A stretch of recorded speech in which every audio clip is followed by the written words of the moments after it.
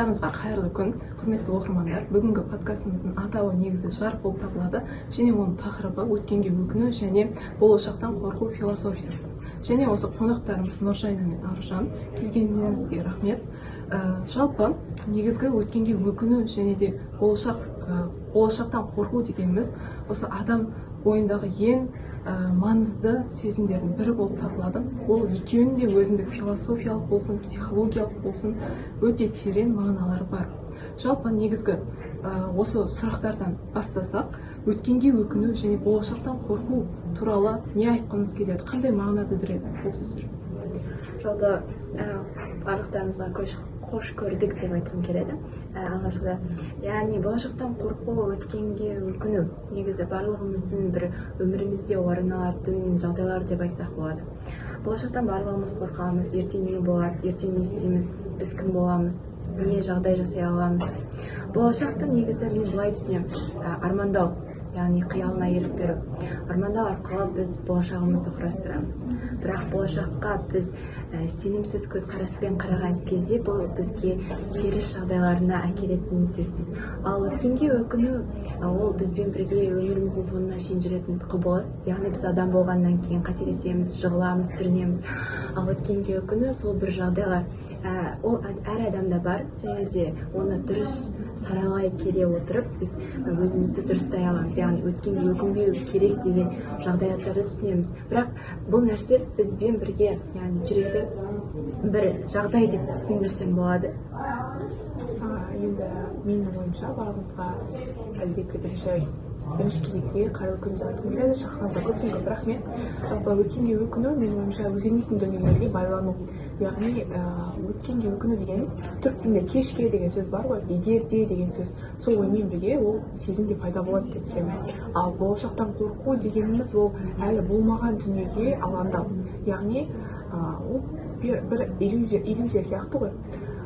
Сценарий бойынша бір болмаған дүниеге алаңдап ол нәрседен қорқу деп білемін. Жақсы. Енді мынандай сұрақтарға келетін болсақ, егер өткендегі қателіктер өмірімізді жақсырақ адам етуге көмектессе, не үшін олардан жалпы сол қателіктер үшін өкінеміз? Өте қызық сұрақ. Негізінде неге өкінеміз болғанда, ол белгілі бір іс-әрекеттің нәтижесінде, егер де мен осылай жасам, осылай болатын еді деген сезім ғой. Ол сезім негізі біз ақиқаттан емес, белгілі бір сол сезім нәтижесінен қорқатын сияқтымыз. Ол сезім бізге бір жара қалдырып кетеді. Сол жараның ауыртпашылығынан қорқып жатамыз, ол нәрседен қорыққаннан бұрын өкінеміз.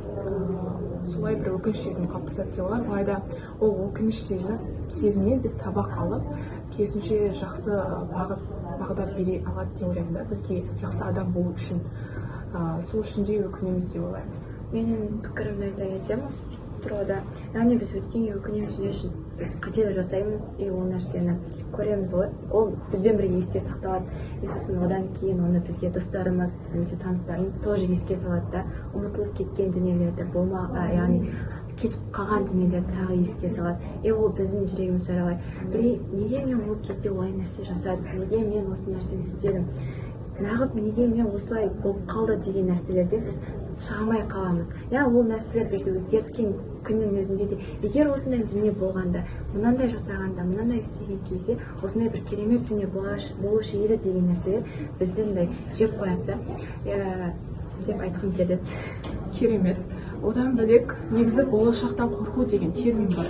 Жалпы болашақтан қорқуды біз осы белгісіздіктерден қорқу деген сөзбен бір синоним ретінде қарастыра аламыз. Жалпы болашақтан қорқу шынайы қауіп пе, әлде ойымыздың бір иллюзиясы ма? Негізінен ғылымдардың пікірінше де бұл нәрсе болашақтан қорқу деген 90% ол біздің миымыздағы иллюзия, миымыздағы сценарий, ойлар, ол нәрсенің 90% орындалмайды дегенде. Орындалмайтын дүниеден біз қорқып отырмыз. Ол нәрсе негізі қауіпте болуы мүмкін деп ойлаймын. Яғни әрдайым сол болашақты ойлап, әлі болмаған дүниені уайымдап жүрсең, сонда сен қазіргі сәтпен өмір сүре алмайсың, қазіргі сәттен ләззат ала алмайсың деген сөз ғой. Керісінше оны фокусты болашаққа емес, қазіргі сәтке қою керек сияқты. иә, мен осы бойынша Дейл Карнегиді айта кетсем болады. Жалпы оның кітабында алаңдаушылықпен өмір сүрме деген секілді кітап бар, яғни алаңдаушылық бойынша кітабы бар деген келеді. Яғни осы тұрғыда көптеген нәрселер айтады. Ол кісі де айтады, яғни ол болашаққа алаңдау, ол иллюзия дейді. Сіз болмаған дүниелерге алаңдайсыз.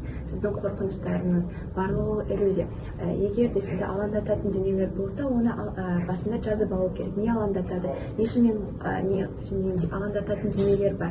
Оның себебі неге әкеледі деген секілді сұрақтарға жауап табу арқылы біз өз қорқынышымызды жеңе аламыз. Және де осы неше түрлі кейстер көрсетілген, айта кететін болса, қандай? Яғни бір кейсте айтқан, бір адам түні бойы 2-3 күн бойы ұйықтамайды, яғни жұмыс бойынша бір адам оны соттайтын болып табылады. Сол кезде ол түні бойы ұйықтамай шығады, ал келесі күні келген кезде ол мәселе тіпті ойға сыймайтын дүниелермен тез шешіліп кетеді. Яғни өте маңызсыз дүние болып табылады. Ол 3 күн бойы өз энергиясын сарп еткен, келген кезде болашаққа алаңда. Бізде де ол жағдай болады ғой, мысалы, біз студентпіз, ертеңгі күні сабаққа келеміз де бөш тапсырамыз деп мына жақта қорқыныш 2-3 күн бойғы ше, былай келгенде сондай бір иллюзиямен жүреміз бізде ше. Ал шын мәнінде келген кезде мысалы апайлар бәрібір ше, андай қатты мән бермейді біздің ше, не қатқанымызға, оларға нормально қабылдайды да, кейбір кездерде просто так өтіп кететін уақыттар да болады. Сондықтан болашақ жалпы иллюзия деп қабылдаған. Яғни сіздің ойыңызға негізі қосарым бар. Өмірге жеңіл қарап, иллюзияның артынан келмей, ол алаңдаушылықтың тамырын табу керек деп ойлаймыз да, тамырын тауып, оны түзету керек. Сол кезде ол иллюзия сіздің өміріңіздің мәніңізге айналмайды деп білеміз. Өте керемет жауаптар. Негізі өткеннен толық ажырау мүмкін бе? Әлде ол әрқашан адаммен бірге өмір сүре ме? Қалай ойлайсыздар? Жаңағы дүние ғой, өткен дегеніміз, өткенге өкініш дегеніміз белгілі бір жара секілді да. Кейде ол жараның беті тырмаланып қалады. Неге? Өйткені жаңағыдай түрлі сәттер болады, адамдар еске салады өткенді. Есіңде ме, өткенде сондай болған, сен солай жасап едің ғой деген дүниенің өзі саған әсер етеді. Тем более сен мысалға жүрекке тез қабылдайтын адам болсаң, ол дүние қатты әсер етеді да, ол нәрсені ойлап қаласың, қайттан еске түсіріп, ол нәрсені қайттан миыңда анализ жасай бастайсың. Егер де солай болғанда, мен солай жасар едім, бірақ та неге олай болмады, неге дәл сондай жағдай менімен болды, қайттан өкініп бастаймыз да, ол нәрсе бізді тежейді. Және де бәрібірде өткенге өкіну деген дүние жарақат секілді, ол жазылатын дүние, алайда ол бізбен бірге болатын сияқты бәрібірде. Оны емдеп кетуі, ол жараның емделіп жақсаруы бізге байланысты, яғни ол ситуацияны, ол өкінішті қабылдауымызға байланысты деп ойлаймын. Дұрыс айтады, өте керемет пікір деп санаймын. Қосыламын да. Өйткені ол бізбен бірге, біз қалай өмір сүрдік, біз не сақтап жатырық, оның бәрі бізбен бірге ғой жалпы. Зерттеулер көрсеткен бойынша әлемдегі адамдардың 75% дегендей өзін жасамаған дүниелеріне өкінеді, ал 25% өзін жасап барып өкінеді дейді ғой. Негізі барлық нәрсе өкініш, ол нормально, өте қуанышты нәрсе. Жасап өкінген жақсы, барлық нәрсені өмірде көріп, өмірді сүріп, себебі өмір не үшін берді, біз өмір сүру үшін берді, қателік жасау үшін, біз адамбыз деген секілді дүниелерді қарастырған дұрыс. Өткенге өкіну табиғи бір қалыпты сезім деп қабылдауымыз керек. Негізінен өткенге өкінбеу керек деп көбінесе жар салып айтады ғой. Алайда өткенге өкіну де біздің бір табиғи эмоциямыз ғой, табиғи сезіміміз. Ол нәрсені сезім өткен, яғни басымыздан өткеніміз керек деп ойлаймыз да. Оның үстіне бізде негізі қателіктер адамды өсіреді. Оның да плюстерін қарайық. Қателіктер біз, мысалға, менің өткенде қателігім болмаса, мен қазір мына жайында болмас едім. Мен керісінше рахмет айтамын, кейбір сәттер бар, түй неге істедім деген нәрсе. Ал бірақ негізі өте керемет. Өткенге өкіну стоп емес, алдағы өмірге бір бастау мүмкіндіктер бар. Жалпы өткен деп жатырмыз, ал өткенді бір өзгертетін бір қасиет бар болса бізде, біз қазір бақытты болар ма едік, әлде бір жаңадан қателіктер пайда бола беретін бе еді? Қалай ойлайсыздар? Яғни өткенге өкінген адам, өткенге өкінбеу мүмкіндігі болса, біз бақытты болар ма едік деген сұрақ қой, дұрысың ба?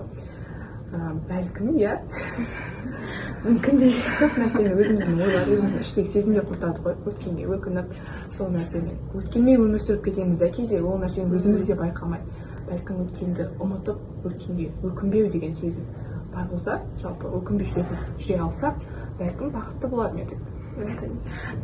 Қазір айтып отыр ғой. Өткенге өкінбеу керек деп айтып отыр. Бірақ алдағы уақытта бізде өткенге өкінеміз. Бәрібір ше, қазір кеше осылай жасалды. Нақ бұлай болды, неге мен істеп қалдым, неге мен бүйтіп өзімді ұстап қалдым деген нәрселер жалпы көп жағдайда кездеседі. Өткенге өкіну және күші болса, ештеңе өзгертпейсің, То есть әйтпесе өмірім қызықсыз болушы қызықсыз болады ғой, бәрі сол қалыпта қалдыра береді. Слишком идеальный болушы еді. Демек солай болу керек болған деп қабылдай білу керек. Иә, солай ойлаймыз. жалпы лейн уақыт болып қалды ма, соңғы сұрақ қоямын. Жалпы одан бөлек біз өткенге өкініп және болашақтан қорқып жүрген адамдар өте көп қазіргі таңда. Кез келген адам деп айта аламыз. Бұл адамдарға қалай кеңес бересіздер? Немесе өзіңіздің бір тәжірибеңізден қандай ұсыныстар бере аласыздар, ұсыныстар ұсына аласыздар? Негізі жаңағы подкаст барысында да біз бұл кеңестерді айта кеттік деп ойлаймын да. Жаңағы бірінші кезекте фокусты өткенге не болашаққа қоймай, қазіргі сәтке, қазіргі өмірге қою керек. Бұл бірінші дүние. Одан кейін өткенге өкініштеріңіз бар болса, оны сен жаңағыдай тамырын тауып, мысалға мен өзім жағдайымды айтсам, өткенге өкінген кезем болды. Мектептен университетке түскен кезде басқа бағыт таңдауым керек пе еді, басқа университет, басқа қаланы таңдауым керек пе еді деген сияқты өкініштер болды. Алайда ол өкініштердің тамыры болашаққа алаңдау, болашақтан қорқу себебінен болды да. Сол нәрсені мен анықтап алып, бұл нәрсені қабылдай алдым. Яғни мен бұл университет таңдадым, бұл маман таңдадым, себебі деген секілді. Ол нәрсені жазып, өзіңізге анықтап алу, ол өте маңызды дүние болып табылады. Бірінші, маңызды кеңестердің бірі деп айтатын едім. Осы кеңестер мен үшін маңызды, мен үшін, яғни маған әсер еткен кеңестер осылар. Сіздердің қандай кеңестер бар? Мен де мындай деп қабылдаймын, жалпы қобалжыған сәттерде, қорыққан сәттерде, яғни ертеңгі күнім үшін ойымда әсіресе сессия кезі ғой. Өмірімнің бір кезеңі өтеді де кетеді болды. Ол бір нәрсе, ертеңгі күні мен басқа нәрсе жасайтынша мүмкін. Болды кетті дүние болмайтын бір өмірімнің бөлігі ретінде қабылдаймын. Яғни ондай қатты маңыздылық беретін де дүние емес шығар деп. Бұдан да маңызды дүниелер бар өмірімде деп айтамын. Одан бөлек жалпы болашақ туралы, яғни болашақ туралы жалпы жазу керек та. Не істеймін, не қыламын, оны қазіргі өмірге енгізу керек. Ертеңгі күнмен өмір сүрмей, қазіргі өмірімде оны енгізу керек деп айтқым келеді. Яғни не істеймін келеді, азын ерте тұрғың келе ма? Онда бүгіннен баста ерте тұр. Андай әдемі жерлерге барасың ба, оны ертең емес, бүгін жасап істеп көр. Бағың келе ма, кофе ішкің келе ма? Күн андайда, сондай нәрселер істеген келе ма, онда бүгін жасап көр да. Яғни саған ол нәрсе бақыт сыйлай ала ма, сыйлай алмай ма, оны да анықтай аласың да. Ол арқылы сол арқылы жүзеге асырасың. Ал өткенге өкіну бойынша қабылдайсың, басқа амал жоқ. Негізі оны бәрібір жібердім деген кейбір кездерде болсын, ол нәрсе деп жүрегіңде бір сызат ретінде тұрады да. Просто қабылдайсың, бұл өмір, бұл жалған деген секілді дүниелермен өмірін сүресің. Мен де басқа қателіктер біреудің өмірінде жіберген секілдімін деген секілді. Өмір осымен бітіп қалмайды деген жақсы бір тұжырымдама бар. Өмір осымен бітіп қалмайды. Бұл да өмірдің бір бөлшегі. Оны қабылдап білу керек, онымен жұмыс жасап білу керек. Яғни қабылдағанда осылай болды, демек осылай болу керек еді. Алланың қалауы деген секілді қабылдай алу да өте маңызды дүние деп ойлаймын да. Осы тұжырымдамада жалпы негізі қорытындылайтын болсақ, айтқан ойларымызды өткенді жалпы қабылдап, болашақты тыныш, яғни қабылдай алу керек, қарсы алу керек, ал қазіргі өмірмен сезініп өмір сүру керек деп ойлаймын. Осы жалпы ойларымызды. Мен бір ой айтып кетсем, егер қарсы болмасаңыздар, осы қорытындыға, егер осыны көріп отқан адамдарда негізі прикол ретінде айту деп айтсам да болады. Негізі формат жайлы формат емес па, сол себепті де Омар Жайыр дейтін бір кісіні танитын шығарсыздар. Мен не айтамын, сен көңіл күйін түсірмеу керексің, себебі бәрібір өлесің. Яғни өмірден өтесің. Сондықтан да настроениені түсірмей, жақсы позитивті өмірде сүрейік деп айтқым келеді. Жалпы 90 ауыз сөздің тобықтай түйіні, негізі өткеннен біз сабақ алуымыз керек, ал болашаққа мақсат қоюымыз керек, ал өмір ол осы сәт, дәл қазіргі сәт деп айта аламыз. Жалпы тыңдаған бәріңізге рахмет. Сосын не айтады? Бізді шақырғанға көптен көп рахмет. Өте қызықты формат болды, қызықты подкаст. Бізді қызықтыратын, алаңдайтын тақырып. Сізге көптен көп рахмет. Ал көріп отырған оқырмандарымызға сізге осы айтылған кеңестер пайдалы бола алды ма, бір маңызды бір дүниелерді ала алдыңыз ба дегіміз келеді. Осымен назарларыңызға көптен көп рахмет. Қош, сау болыңыздар. Сау болыңыздар. Нормально ма? Өкеш көрейік.